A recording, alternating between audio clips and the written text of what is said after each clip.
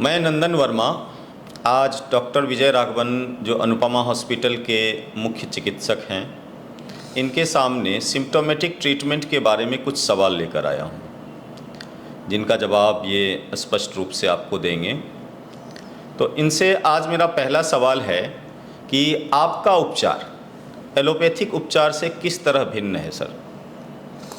सबसे पहला आपका प्रश्न है कि सिम्प्टोमेटिक उपचार किसे कहते हैं, और एलोपैथिक उपचार को ही सिम्प्टोमेटिक उपचार कहते हैं। एलोपैथिक का जितना भी उपचार आप चुनते हैं, जो भी जहाँ कहाँ भी कहीं भी है, तो सिम्प्टोमेटिक उपचार की शुरुआत एलोपैथिक से ही हुई है, और एलोपैथिक का जितना भी उपचार है उसको सिम्प्टोमेटिक उपचार कहते हैं, या कहिए लक्षणों का उपचार। जैसे कि दर्द की दवा, कफ की दवा, ट्यूबरकुलोसिस की दवा, या कोई बहुत सारा, जैसे कि इवन यदि मान लीजिए कोई पेशेंट भर्ती हुआ आईसीयू में, इंटेंसिव केयर यूनिट में, तो वहाँ भी सब कुछ सिम्प्टोमेटिक ही होता है। जैसे उसको बुखार है तो बुखार कम करेगा, यदि उसका टेम्परेचर डाउन है तो टेम्परेचर को हाई करेगा, या बीपी बढ़ा हुआ है तो बीपी कम करेगा, बीपी कम है तो बढ़ाने का दवा देगा, मतलब सब कुछ। ऑक्सीजन कम है तो ऑक्सीजन देगा, या कुछ भी विटामिन B12 का शरीर में कमी है तो विटामिन B12 देगा।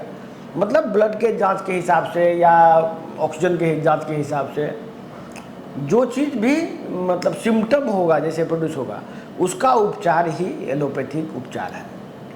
तो ये तो हुआ सिम्टोमेटिक उपचार। हम लोग का उपचार क्या किस पर डिपेंडेंट है कि सिम्टम क्यों प्रोड्यूस हो रहा है। जैसे मान लीजिए किसी को दर्द हो रहा है, तो वो दर्द क्यों हो रहा है। अब दर्द का क्यों का उपचार जो होता है वो उपचार है मेटाबॉलिक ट्रीटमेंट। भले भी नेचुरोपैथिक, ये मेटाबॉलिक ट्रीटमेंट कोई मेरा अपना नहीं है, ये अमेरिका में ये वर्षों से हो रहा है, और अमेरिकन्स ने मेटाबॉलिक ट्रीटमेंट को बनाने में नेचुरोपैथी, आयुर्वेद, हेमोपैथ, ये सभी को मिश्रण करके जो बेस्ट सब में था उसको मिला के मेटाबॉलिक उपचार विकसित किया। इसमें 90% पार्ट नेचुरोपैथी का है। तो अगला सवाल अब मैं इनसे ये पूछना चाहता हूँ कि आजकल किडनी, लीवर, कैंसर और ब्रेन हैमरेज ज़्यादा हो रहा है, इसका कारण क्या है डॉक्टर साहब? देखिए, ये सब जो ऑर्गन आप बता रहे हैं, किडनी फेलियर, बड़ा बड़ा रोग मतलब हो रहा है, ये सब का वजह है सिम्प्टोमेटिक ट्रीटमेंट। जैसे मान लीजिए किसी को बुखार हो रहा है और आप बुखार का दवा दे दिए, तो बुखार जब होता है तो बुखार को कम करने की जो दवा आती है, ये दवा बुखार को कुछ नहीं करता है, ये डायरेक्टली लीवर पे काम करके बुखार को कम किया जाता है। अब ऐसे समझिए आप कि जैसे कि मान लीजिए आपको यहाँ इस हाथ में मान लीजिए सुई चुभ गया, तो दर्द इनको हो रहा है, तो ये हम सिम्प्टोमेटिक उपचार करते हैं। तो हम क्या करेंगे, एक गरासी लेंगे और इनका हाथ काट देंगे। इसके बाद पूछेंगे कि आपको दर्द हो रहा है इस हाथ में। नेचुरली कोई भी आदमी को इस दर्द हाथ में अब दर्द नहीं होगा, अब यहाँ दर्द इसका हो रहा है। तो इस तरह से इसका ये सिम्प्टोमेटिक उपचार कहते हैं। सिम्प्टोमेटिक उपचार इतना ही भयानक है जैसा मैंने बताया आपको जी। जैसे कि किडनी, जैसे कि कोई भी आदमी दर्द की दवा खाता है, तो दर्द की दवा क्या करता है, उसको पेट में जाके डायरेक्ट हार्ट पे और किडनी पर काम करता है, उसको डैमेज करता है। तो होता क्या है, वो डैमेजिंग इफेक्ट से बॉडी का कंसंट्रेशन, ध्यान दूसरी जगह चला जाता है, और उसको दर्द का महसूस कुछ देर के लिए नहीं होता है। और प्लस आपका जो सिम्टम है, जैसे किसी को उल्टी आ रहा है, या किसी को बुखार है, या कोई तरह का दर्द है, ये अंदर की कोई बीमारी का आपको संकेत दे रहा है। शरीर आपको संकेत दे रहा है कि भाई ये कुछ गड़बड़ अंदर में चल रहा है। तो आपका जो अंदर में गड़बड़ चल रहा है, आप उसका कुछ तो कर नहीं रहे हैं। आप क्या कर रहे हैं कि उसका सिम्प्टोमेटिक उपचार ले रहे हैं, बीमारी जैसे अंदर से अंदर बढ़ रहा है जी। इस वजह से, जैसे कि मान लीजिए किसी को गैस बन रहा है, अब गैस का वो दवाई खा रहा है। गैस इसलिए बन रहा है क्योंकि अंदर में उसका लीवर डैमेज होने वाला है। बॉडी संकेत कर रहा है कि इसका लीवर खराब हो रहा है। गैस इसलिए भी बन रहा है कि उसको हार्ट अटैक होने वाला है। भले ही अभी हार्ट अटैक नहीं हुआ है, लेकिन गैस से उसको अंदर से संकेत दिया जा रहा है कि आप बचो, अपने आप को ठीक करो। लेकिन आजकल एक फैशन चला हुआ है एलोपैथिक चिकित्सक में भी कि किसी तरह से जल्दी से सिम्प्टोमेटिकली उसको ठीक कर दें, जिससे कि मरीज को लगे कि हाँ बहुत अच्छा इलाज हुआ। तो ये जो सिम्प्टोमेटिक उपचार देख रहे हैं, यही वजह है कि लोग किडनी फेल हो रहा है, हार्ट फेल हो रहा है, लीवर फेल हो रहा है और मल्टीपल ऑर्गन फेल हो रहा है। इसके पीछे वही वजह है। डॉक्टर साहब से अब मैं तीसरा सवाल पूछने जा रहा हूं और यह भी सिम्टोमेटिक उपचार से ही रिलेटेड है। डॉक्टर साहब, मैं आपसे पूछना चाह रहा हूं कि सिम्टोमेटिक उपचार है क्या जो एलोपैथी में बहुत ज़्यादा दिया जाता है और सुनने में आया है कि यह तुरंत राहत देता है। तो देखिए, जैसे कि मान लीजिए किसी को गठिया है, गठिया मान लीजिए, एक तो गठिया का उदाहरण देके आपको सभी बीमारी का समझ में आ जाएगा। तो गठिया जैसे किसी को है तो आपके हड्डी में कोई प्रॉब्लम है, मान लीजिए इस हड्डी में प्रॉब्लम है और इसके जॉइंट्स का लिगामेंट घिस गया है या कुछ हो गया है, तो आपको हम यदि दर्द का दवा देंगे तो ये जॉइंट के लिए कुछ नहीं करेगा। ये क्या करेगा, बॉडी में जाके वो सीधे किडनी और हार्ट को डैमेज करेगा। जैसे ही किडनी और हार्ट डैमेज होगा, बॉडी का ध्यान जॉइंट के पेन पे से खत्म हट जाएगा और आपको दर्द महसूस होना बंद हो जाएगा। तो अब यदि हम मान लीजिए दर्द का दवा को दिए, डिक्लोफेनेक दिए, अब इसके बाद कुछ दिन के बाद क्या होता है कि डिक्लोफेनेक देने से भी दर्द ठीक नहीं होता है। तब क्या करता है कि एक ठो दवाई है मिथोट्रिक्सेट, आप नाम सुने होंगे बहुत सारा मिथोट्रिक्सेट। वो दवाई क्या करता है कि आपको सीधे पॉइजन है, मतलब आपको सीधे बोन मेरो को ही सप्रेस कर देगा, तो ज़्यादा बड़ा पॉइजन है। अब नेक्स्ट टाइम जब दवा दिया जाएगा तो उससे ज़्यादा बड़ा पॉइजन दिया जाएगा, तो वो पॉइजन देने से अचानक दर्द गायब हो जाएगा। तो इस हिसाब से एलोपैथिक ने बहुत ही सिम्टोमेटिक और उपचार को विकसित कर लिया है पूरा। ये जो मेटाबॉलिक उपचार हम लोग करते हैं एलोपैथिक में आज से 100 साल पहले था, उसमें इस तरह से मेटाबॉलिक और सिम्टोमेटिक ट्रीटमेंट का एक बैलेंस बना के चला जाता था, जिससे कि शुरुआत में कुछ आराम भी मिल जाए सिम्टोमेटिक और धीरे धीरे ऑर्गन को भी सुधार के ठीक किया जाए। लेकिन एलोपैथी की किताबों से ये मेटाबॉलिक चिकित्सा को पूर्णतः हटा दिया गया, क्योंकि वो कमर्शलाइज नहीं हो सकता था, उससे व्यापार को फायदा नहीं था।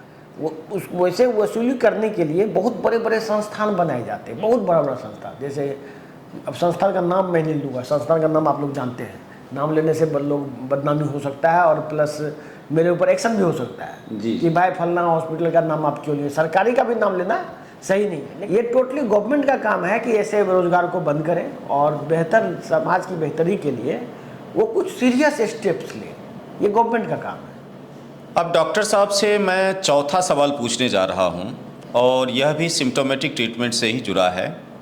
सर, सिम्टोमेटिक ट्रीटमेंट के बारे में आप बाकी चिकित्सकों को क्या सलाह देना चाहेंगे? मेरा बाकी चिकित्सकों को, क्योंकि चिकित्सक को पता है कि सिम्टोमेटिक ट्रीटमेंट क्या होता है, उसको भी पता है कि सिम्टोमेटिक ट्रीटमेंट की वजह से लाखों लोग मर रहे हैं, खास करके आईसीयू में। आईसीयू सेटिंग में टोटल सिम्टोमेटिक इलाज होता है। और आपको जान के हैरानी होगी कि यदि मान लीजिए किसी को ब्रेन में चोट लग गया, जब ब्रेन में चोट लगता है तो बॉडी का ब्लड प्रेशर डाउन हो जाता है। ब्लड प्रेशर डाउन इसलिए होता है क्योंकि ब्लड ब्रेन में कहीं हेमरेज नहीं हो जाए, शरीर को अपना बचाव करता है ब्रेन को, ये ब्लड प्रेशर को डाउन करके।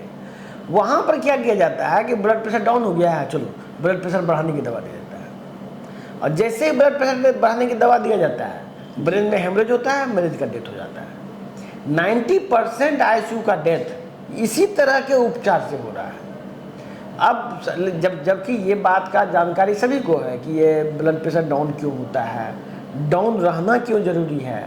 जब टाइम दिया जाए, 72 घंटा का समय दिया जाए, तो 99% ब्रेन में जो चोट लगता है वो रिकवर हो जाता है ऑटोमेटिक। इवन ब्रेन हेमरेज में भी यदि ब्रेन हेमरेज किसी को सीरियसली हो भी जाए, आप किसी डॉक्टर के पास नहीं जाते हैं तो 72 घंटा में ऑटोमेटिक वो रिलीफ हो जाता है। लेकिन अब क्या हो रहा है, ब्रेन हेमरेज का मरीज भी बच नहीं रहा है। तो मेरा डॉक्टर से, हर एक डॉक्टर से ये निवेदन है कि आप मरीज के बीमारी के गहराई में जाइए कि बीमारी क्यों हुआ है, वो सिम्टम क्यों हुआ है, और जब सिम्टम क्यों हुआ है वो पता आप लगा लेंगे तो इलाज भी आप बेहतर करेंगे, इससे आपका नाम होगा। और तरपा के मारने का काम कॉरपोरेट हॉस्पिटल का है, उसके लिए छोड़ दीजिए। आप अपना काम सही कीजिए, क्योंकि अल्टीमेटली एकदम एट द फ्रंट आप ही रहते हैं। डॉक्टर की इसमें बदनामी होती है सिम्टोमेटिक उपचार कर करके, इससे डॉक्टर का काफ़ी वैल्यू समाज में गिर चुका है। तो आप यदि ठीक हो जाएंगे तो बाकी हॉस्पिटल जो कॉरपोरेट हॉस्पिटल्स हैं वो इस तरह का गोरख धंधा नहीं कर पाएगा। से डॉक्टर विजय राघवन से मैं आखिरी सवाल पूछने जा रहा हूं जो आप सभी लोगों को पता होना चाहिए। डॉक्टर साहब, मेटाबॉलिक उपचार और एलोपैथिक उपचार दोनों में क्या फ़र्क देखते हैं आप? देखिए, मेटाबॉलिक उपचार जैसे कि नेचुरोपैथी पर आधारित है, तो ये क्योर पे आधारित है। जैसे नेचुरोपैथी किस पर आधारित है? क्योर, बीमारी का क्योर कैसे हो जाए और क्योर होके परमानेंट ठीक हो मरीज, इस पर आधारित है। तो कोई भी मरीज जब इस पद्धति में आता है तो इसको सिम्टम को ठीक करने की दवा नहीं दी जाती है शुरू में। जैसे ही बीमारी जो ठीक होगा तो आपका सिम्टम ऑटोमेटिक ठीक हो जाएगा। जैसे कि किसी का किडनी फेल हो गया, तो किडनी फेल होने के बाद क्या होता है? शरीर फूल जाता है। तो लोग बराबर बोलते हैं कि भाई किडनी मेरा शरीर फूल गया है, तो फूल को सटकने का दवा क्यों नहीं दे रहे हैं? फूला हुआ को सटकने का दवा देने का जरूरत नहीं है। जैसे ही किडनी सुधार होगा आपका ऑटोमेटिक सब कुछ ठीक हो जाएगा। यदि कोई एलोपैथिक में देखिएगा, यदि किडनी का मरीज को डायबिटिक या कोई दवा दी जाती है तो उससे उसका स्वेलिंग नहीं घटता है, उसके लिए फिर डायलिसिस लेना पड़ता है उसको। और जबकि वो जो दवाई जो स्वेलिंग कम करने की दी जाती है वो भी उसके बॉडी में एज ए टॉक्सिन जमा रहता है। तो एलोपैथिक तो खैर आज न कल इसको रिप्लेस करना ही पड़ेगा गवर्नमेंट को, क्योंकि ये बिल्कुल फेल सिस्टम है, ये बिल्कुल ही गलत है। किसी भी आदमी को, मान लीजिए किसी को डायबिटीज़ है, अब डायबिटीज़ को कंट्रोल करने के लिए, शुगर को कंट्रोल करने के लिए वो जहर खाता रहे, ये तो कहीं से भी जस्टिफाइड नहीं है ना। इस चीज़ को तो बंद करना ही पड़ेगा आज न कल। लेकिन तब तक हम लोग अपने लोगों को, डॉक्टरों को खास करके अवेयर करते रहते हैं और हमारे चैनल को सब्सक्राइब करें, जिससे कि हम डॉक्टरों को खास करके हम लोग ट्रेनिंग दे पाएँ हर एक जगह का, जिससे कि वो सही उपचार करें और समाज में अपना नाम और इज्जत कमाएं। धन्यवाद।